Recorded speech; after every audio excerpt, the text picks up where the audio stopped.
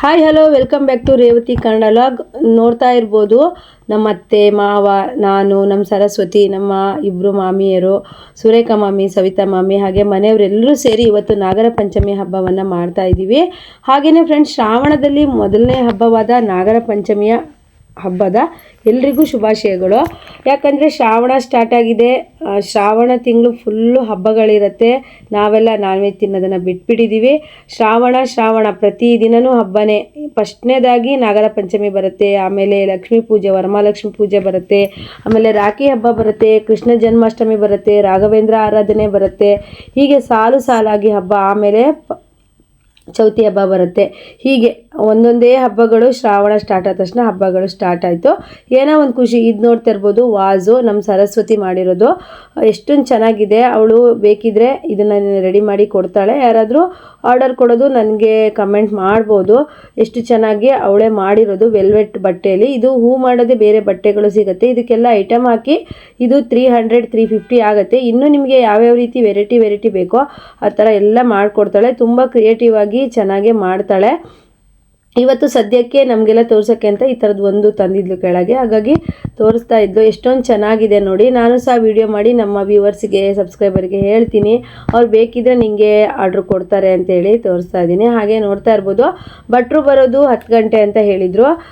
ನಮ್ಮದು ಸ್ನಾನ ಪೂಜೆ ಎಲ್ಲ ಆಗಿತ್ತು. ಎಲ್ಲ ರೆಡಿಯಾಗಿ ಭಟ್ರು ಬರೋದನ್ನು ಕಾಯ್ತಾ ಇದ್ವಿ. ಭಟ್ರು ಬರೋ ತನಕ ನಾವು ಕೆಲವೊಂದು ತರಕಾರಿಗಳನ್ನು ಹೆಚ್ಚಿಟ್ಕೊಳ್ಳೋದಾಗಲಿ, ಅಡುಗೆಗೆ ರೆಡಿ ಮಾಡ್ಕೊಳ್ಳೋದಾಗಲಿ ಮಾಡ್ಕೊಳ್ತೀವಿ. ಯಾಕಂದರೆ ಭಟ್ರು ಒಂದೊಂದ್ಸಲಿ ಬೇಗ ಬರ್ತಾರೆ, ಒಂದೊಂದ್ಸಲಿ ಲೇಟ್ ಆಗುತ್ತೆ. ಲೇಟ್ ಊಟ ಆದರೆ ಮಕ್ಕಳಿಗೆಲ್ಲ ಹಸಿವಾಗುತ್ತಲ್ವ.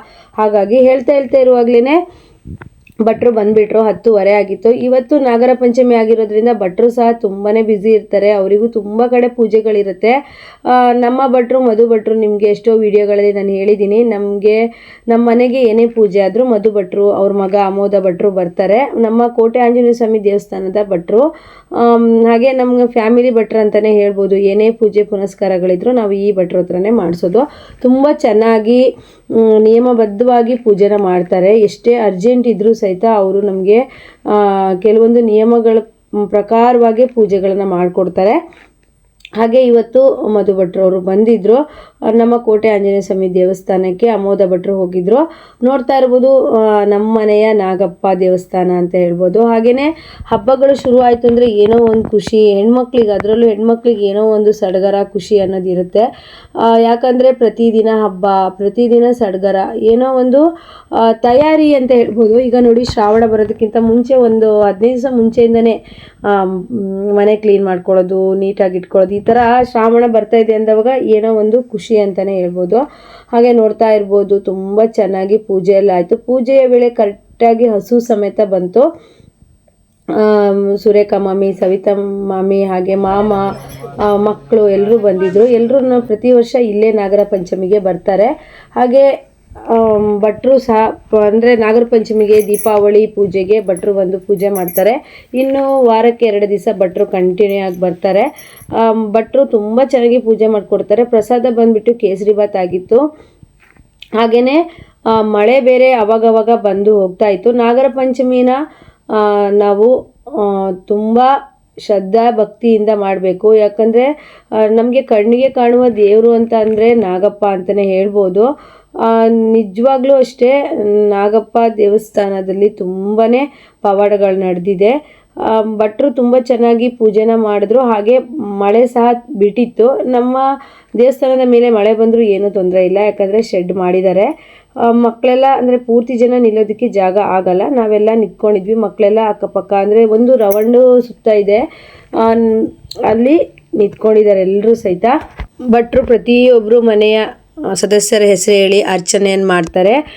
ನಮ್ಮ ಸರಸ್ವತಿ ಅಕ್ಕ, ವೀರೇಂದ್ರಣ್ಣ ಅವ್ರ ಹೆಸರು ಸಹ ಬಿಡಲ್ಲ. ಎಲ್ಲರ ಹೆಸರಲ್ಲೂ, ಮನೆಯಲ್ಲಿ ಇರೋವಂಥವ್ರು ಎಲ್ಲರ ಹೆಸರಲ್ಲೂ, ನಮ್ಮ ಫ್ಯಾಮಿಲಿಯಲ್ಲಿ ಎಲ್ಲರ ಹೆಸರನ್ನು ಹೇಳಿ ನಾವು ಪೂಜೆನ ಮಾಡಿಸ್ತೀವಿ. ಹಾಗೆ ಅಭಿಷೇಕ ಮಾಡ್ತಾ ಇದ್ದಾರೆ, ಪಂಚಾಮೃತ ಅಭಿಷೇಕ ನಾಗಪ್ಪಂಗೆ.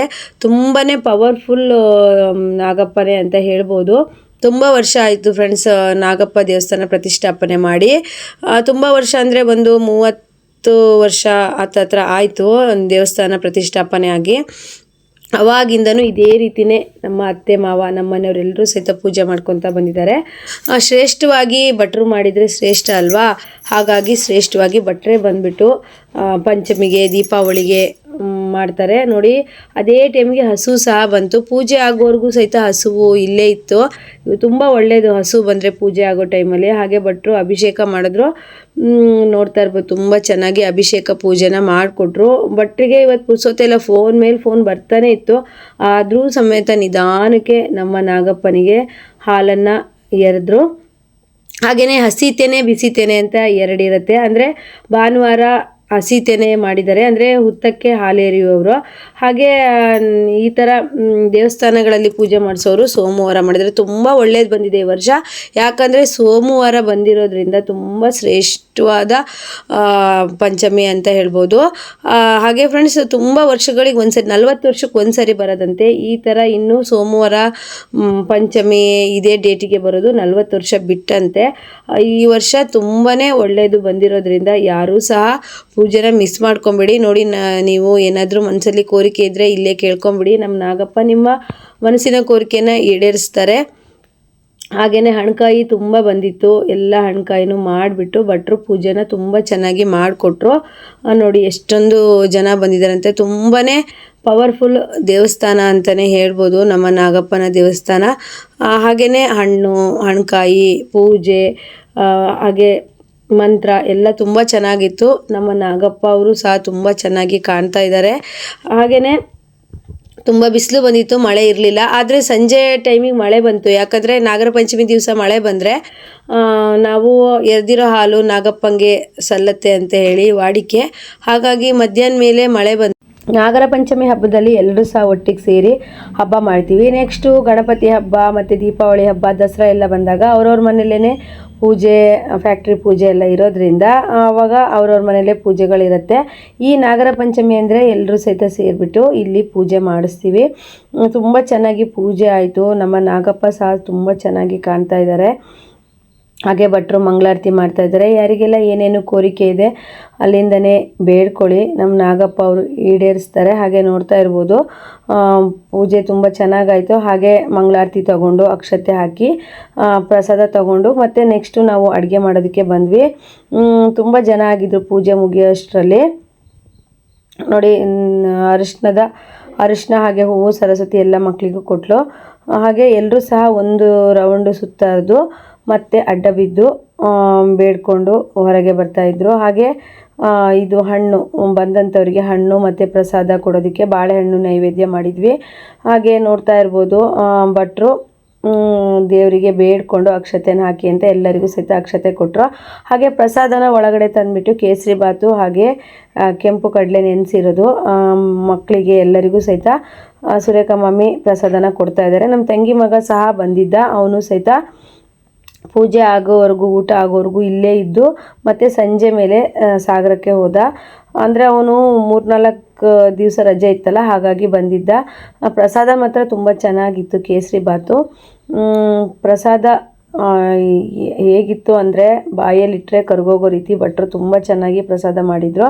2 ಬಾಳೆಹಣ್ಣು ಮತ್ತು ಪ್ರಸಾದ. ಹಾಗೆ ನೆಕ್ಸ್ಟು ಪ್ರಸಾದನ ತಿಂದ್ಬಿಟ್ಟು ನಾವು ಅಡುಗೆನ ಮುಂದುವರಿಸಿದ್ವಿ. ಬೇಗ ಅಡುಗೆ ಎಲ್ಲ ಮುಗಿಸ್ಬಿಟ್ಟು ಊಟನೂ ಸಹ ಬೇಗನೆ ಆಯಿತು. ಹಾಗೆ ಭಟ್ರು ಇನ್ನೊಂದು ಕಡೆ ಪೂಜೆಗೆ ಹೋಗೋದಿತ್ತು. ಭಟ್ರಿಗೆ ಫಲ ತಾಂಬೂಲವನ್ನು ಕೊಟ್ಬಿಟ್ಟು ಮಾವ ಅತ್ತೆ ಫಸ್ಟು ಕಾಲಿಗೆ ಬಿದ್ದರು. ಹಾಗೆಯೇ ಸರಸ್ವತಿ ಮನೆಯವರು ಸಹ ಕಾಲಿಗೆ ಬಿದ್ದರು, ಭಟ್ರು ಕಾಲಿಗೆ. ಹಾಗೆ ನಮ್ಮ ಫ್ಯಾಮಿಲಿ ಭಟ್ರು ಅಂತಲೇ ಹೇಳ್ಬೋದು. ಅವರಿಗೆ ಎಷ್ಟೇ ಬೇರೆ ಕಡೆ ಪೂಜೆ ಇದ್ದರೂ ನಮ್ಮನೆ ಪೂಜೆನ ಮಿಸ್ ಮಾಡಲ್ಲ. ಹಾಗೆ ನಮ್ಮ ಮನೆಯವ್ರನ್ನ ನಾನು ಕರೆದು ಅವರೆಲ್ಲ ಹೋಗ್ಬಿಟ್ಟಿದ್ರು ಅದೇ ಟೈಮಿಗೆ. ಹಾಗಾಗಿ ನಾನು ಅಡ್ಡ ಬಿದ್ದೆ ಭಟ್ರಿಗೆ. ಯಾಕಂದರೆ ಭಟ್ರಿಗೆ ತುಂಬ ಲೇಟ್ ಆಗುತ್ತಲ್ವ, ಹಾಗಾಗಿ ನೋಡ್ತಾ ಇರ್ಬೋದು ಮಕ್ಕಳು ಎಲ್ಲರೂ ಸಹಿತ ಭಟ್ರ ಆಶೀರ್ವಾದ ತಗೊಂಡ್ರು. ನಮ್ಮ ಮಕ್ಕಳೆಲ್ಲ ಚಿಕ್ಕಂದಿನಿಂದಲೂ ಭಟ್ರ ಆಶೀರ್ವಾದದಲ್ಲೇ ಬೆಳೆದಂಥವ್ರು. ಹಾಗೆ ನಮ್ಮ ವರ್ಕ್ಶಾಪಲ್ಲಿ ಕೆಲಸ ಮಾಡ್ತಿದ್ದು ಇಬ್ಬರು ಬಂದರು, ಅವರಿಗೂ ತೀರ್ಥ ಪ್ರಸಾದ ಕೊಟ್ಟು ಸರಸ್ವತಿನೂ ತೀರ್ಥ ಕುಡಿದ್ಲು. ಹಾಗೆ ಇನ್ನು ಬೇಗ ಅಡುಗೆ ಮುಗಿಸಿ ಊಟವನ್ನು ಬಡಿಸ್ಬೇಕಿತ್ತು. ನಾವು ನೋಡಿ ಚಿತ್ರಾನ್ನದ ಬದಲು ಪಲಾವ್ ಮಾಡಿದ್ವಿ.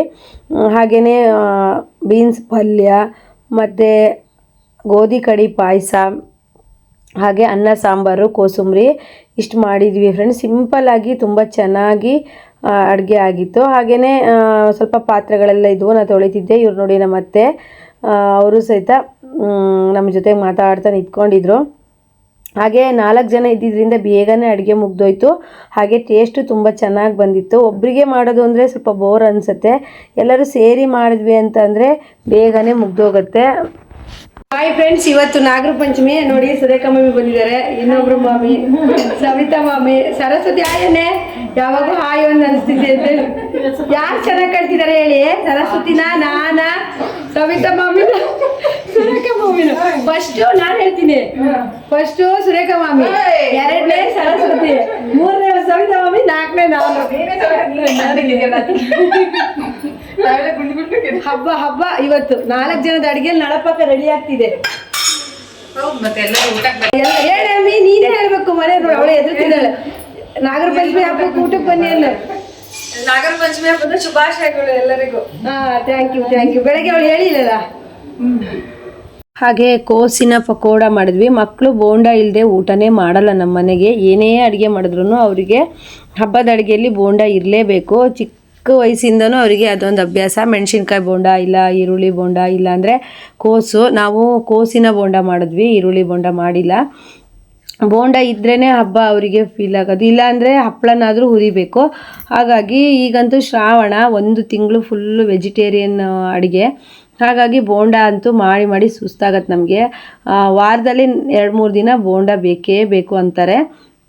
ಹಾಗೆಯೇ ನಾನು ಎಲ್ಲರೂ ಕೂತ್ಕೊಂಡು ಊಟ ಮಾಡುವಾಗ ವಿಡಿಯೋ ಮಾಡೋದಕ್ಕೆ ಮರ್ತೋಗ್ಬಿಡ್ತು. ಯಾಕಂದರೆ ಎಲ್ಲರೂ ಒಟ್ಟಿಗೆ ಊಟಕ್ಕೆ ಕೂತಿದ್ದರಿಂದ ನನಗೆ ನೆನಪಾಗಲೇ ಇಲ್ಲ. ಆದರೆ ನಾವು ಊಟ ಮಾಡಿರುವ ವಿಡಿಯೋನ ಮಾಡಿದ್ದೀನಿ, ನೋಡ್ತಾ ಇದ್ದೀರಲ್ವ. ಬೋಂಡ, ಪಲಾವು, ಹಾಗೆ ಗೋಧಿ ಕಡಿ ಪಾಯಸ, ಹಾಗೆ ಮೊಸರು ಬಜ್ಜಿ, ಹಾಗೆ ಅನ್ನ ಸಾಂಬಾರು, ಸಿಂಪಲ್ಲಾಗಿ ಹಬ್ಬದ ಅಡುಗೆನ ಮಾಡಿದ್ದೀವಿ.